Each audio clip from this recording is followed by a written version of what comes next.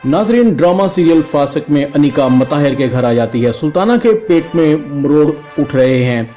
कुछ भी हो उमैर, मैं फातिमा की शादी तुम्हारे साथ इतनी आसानी से नहीं होने दूंगी। तुमने अनिका को घर से निकालकर अच्छा नहीं किया। सुल्ताना अनिका को फ़ोन करती है। अनिका, क्या हाल है तुम्हारा? बस अम्मी, अब तो ये घर मुझे जहन्नुम जैसा लग रहा है। मताहिर का मूड अभी तक ख़राब है, सीधे मुंह बात भी नहीं करता, बल्कि उसने तो आते ही मुझे ताने देने शुरू कर दिए थे। कहता है कि अच्छा हुआ अनिका तुम खुद ही आ गई, वरना मैं तुम्हें कभी भी लेने के लिए नहीं आता। बस अम्मी, मेरा अब इस घर में बिल्कुल भी दिल नहीं लग रहा, और मताहिर तो मेरे दिल से बिल्कुल उतर चुका है। मुझे नफरत है उससे। और तो और दोनों माँ बेटा सवेरा की मिन्नतें करते फिरते हैं। फुफ्फो भी मुझसे आंखें चुराती हैं, कहती हैं अनिका तुमने सवेरा को निकाल कर अच्छा नहीं किया। कुछ भी हो अम्मी, सवेरा को तो मैं इस घर में कभी भी नहीं आने दूंगी। सुल्ताना कहती है कि अनिका तुम फिक्र ना करो, मैं साइमा से बात करती हूँ। अपनी बहू के रिश्ते का ख्याल ना सही, सगी फुफ्फो होकर तो ख्याल रख लें। सुल्ताना मुताहिर के घर आ जाती है। साइमा सुल्ताना से नजरें चुराती हुई, भाभी जान क्या हाल है आपका? आपकी तबीयत अब कैसी है? सुल्ताना कहती कि साइमा मुझे बहलाना बंद करो। तुम कैसी फुफ्फो हो? तुम्हें ज़रा भी ख्याल नहीं आया कि अनिका तुम्हारी सगी भतीजी है और तुमने मताहिर को तीसरी शादी करने की इजाज़त दे दी। साइमा कहती है कि सच पूछो भाभी जान, मुझे तो खुद बाद में पता चला जब सवेरा इस घर में आ गई। मताहिर ने तो मुझे भी अपनी तीसरी शादी की कानो कान खबर नहीं होने दी। सुल्ताना रोने लग जाती है कि तुम कहना चाहती हो कि तुम्हारा बेटा तुम्हें बगैर बताए निकाह करके आ गया और तुम्हें कुछ पता ही नहीं चला। साइमा कहती है कि ऐसा ही हुआ है भाभी जान, और ऐसा पहले भी हो चुका है। जब अनिका ने मताहिर के साथ शादी की थी, मैं भी कह सकती हूँ कि आपने और आपकी बेटी ने फातिमा का घर बर्बाद कर दिया था। मताहिर से शादी कर ली थी और तुम्हें कानो कान भी खबर नहीं हुई थी। सुल्ताना कहती है कि साइमा, मैं तुम्हारी चालाकियों को सब जानती हूँ, तुम दौलत के लिए क्या कुछ नहीं कर सकती हो। साइमा कहती है बस करें भाभी जान, मेरा मुंह मत खुलवाएं, नहीं तो कहने के लिए मेरे पास ही बहुत कुछ है। फातिमा को मताहिर से दूर करने के लिए आपने और आपकी बेटी ने क्या कुछ नहीं किया। मुझे तो अब अफसोस हो रहा है, ये सब फातिमा की बद्दुआओं का असर है। फातिमा की बर्बादी में सबसे ज्यादा हाथ तुम्हारा और अनिका का है। अनिका ने तो फातिमा को इस घर से निकलवाने के लिए मेरा भी इस्तेमाल किया। बेहतर होगा कि आप इस बात को यहीं खत्म कर दें। साइमा मुताहिर को कहती है कि मताहिर, ऐसे हाथ पर हाथ धरने का कोई फायदा नहीं है। तुम एक बार फिर दफ्तर में जाओ। सवेरा ने तुम्हारी सैलरी रोक दी है, बात करो उससे। जी अम्मी। मताहिर सवेरा के ऑफिस पहुंच जाता है। सवेरा मताहिर को कहती है कि मताहिर तुम यहाँ क्यों आए हो? मैं अब तुमसे कोई ताल्लुक नहीं रखना चाहती। सवेरा मताहिर की तरफ एक कागज़ बढ़ाते, ये क्या है सवेरा? सवेरा कहते हैं ये तुम्हारा रेजिग्नेशन लेटर है। मैंने तुम्हें अपने दफ्तर और अपनी ज़िंदगी से निकाल दिया है। रेजिग्नेशन लेटर साइन करो, इसके बाद खुला के पेपर भी आ जाएंगे। मताहिर सवेरा की तरफ देखता है। सवेरा प्लीज़ ऐसे ना करो, मुझे अपनी ज़िंदगी से तुम इस तरह किस तरह निकाल सकती हो? तुम तो मुझसे मोहब्बत करती थी। मताहिर, मोहब्बत का नाम ना लो। अगर मोहब्बत ऐसी है तो मुझे मोहब्बत से नफरत है। तुम धोखेबाज हो, तुमने एक नहीं तीन तीन जिंदगियां बर्बाद की हैं। शुक्र करो अभी मैंने तुम पर पुलिस और फ्रॉड का केस नहीं किया। मेरी शराफत को मत आजमाओ, नहीं तो मैं तुम्हारा वो हाल करूंगी कि आइंदा तुम किसी को धोखा देने के बारे में सोचोगे भी नहीं। मैंने तुम्हें क्या समझा था और तुम क्या निकले आस्तीन के साथ। धोखेबाज, मुझे तुमसे नफरत है। चले जाओ मेरी नज़रों के सामने से, ऐसा ना हो कि मुझे तुम्हें धक्के देकर निकालना पड़े। मताहिर बोझल कदमों के साथ सवेरा के दफ्तर से निकल जाता है। शायद मैंने सवेरा को समझने में गलती की, ये इतनी आसान नहीं थी, मेरी सोच से भी ज़्यादा सख्त और चालाक निकली।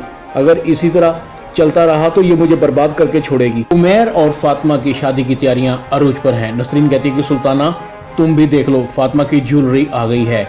जैसे ही सुल्ताना फातिमा की ज्वेलरी को देखती है, अरे भाभी जान ये डायमंड का सेट। हाँ हाँ सुल्ताना, ये उमैर ने फातिमा के लिए पसंद किया है। उमैर इस सेट को फातिमा की मुंह दिखाई पर देगा। अरे वाह, इतने अच्छे अच्छे सेट, ये तो नसीबों वालों को भी नहीं मिलते, वो भी इतने महंगे। फातिमा एक बेटे की माँ है, फिर भी ऐसी मुंह दिखाई।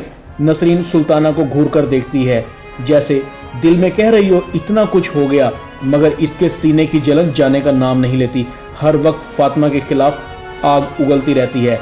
उमैर कहता है कि चची मुझे इससे कोई फर्क नहीं पड़ता, फातिमा मेरी पसंद भी है और मोहब्बत भी।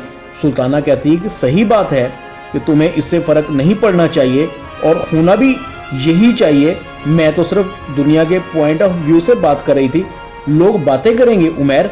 उमैर कहता है कि चची बातें तो लोगों ने उस वक्त भी की थी जब अनिका ने निकाह के वक्त मताहिर से शादी कर ली थी। ये भी नहीं सोचा था कि फातिमा इसकी कज़न है।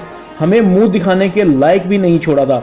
सुल्ताना को उमैर से इस जवाब की तवक्को नहीं थी। उमैर फातिमा की ढाल बन चुका था।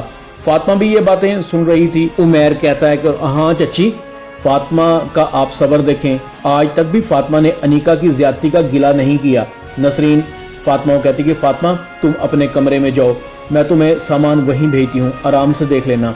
फातिमा काफ़ी परेशान होती है क्योंकि सुल्ताना की बातें फातिमा को सोचने पर मजबूर कर रही थी। उमैर फातिमा के पास जाता है। फातिमा क्या बात है? फातिमा कहती कि उमैर तुम एक बार फिर सोच लो, कहीं कल को तुम्हें पछतावा ना हो।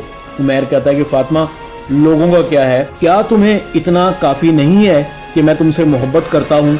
क्या तुम्हें मेरी मोहब्बत पर एतबार नहीं है? एतबार ही तो है उमैर।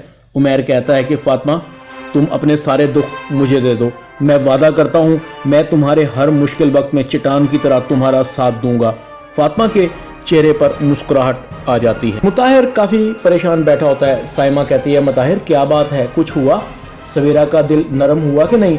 मुताहिर कुछ तो बोलो, मैं तुमसे कुछ पूछ रही हूँ। मुताहिर कहता है कि अम्मी मेरी जॉब ख़त्म हो गई है, सवेरा ने मुझे दफ्तर से निकाल दिया है और मुझे नोटिस भी दिया है कि हमें 24 घंटे के अंदर अंदर ये घर भी खाली करना पड़ेगा। साइमा का रंग फीका पड़ जाता है, इसकी सांसें रुकने लगती हैं। मुताहिर अब क्या होगा हमारा? हमारे पास तो जाने का तुमने कोई ठिकाना भी नहीं छोड़ा। अम्मी प्लीज़ मुझे मज़ीद परेशान मत करें, मैं पहले ही बहुत परेशान हूँ। अनीका कहती है मुताहिर जॉब छुट्टी है या फिर सवेरा ने तुम्हें धक्के देकर निकाला है? मुताहिर अनीका को कहता है कि अनीका तुम खामोश हो जाओ, ये सब तुम्हारी वजह से हुआ है, मेरी बर्बादी की जिम्मेदार तुम हो। ना मैं तुमसे शादी करता, ना मुझे आज ये दिन देखने पड़ते। साइमा कहती है कि मुताहिर तुम आगे सोचोगे भी या नहीं?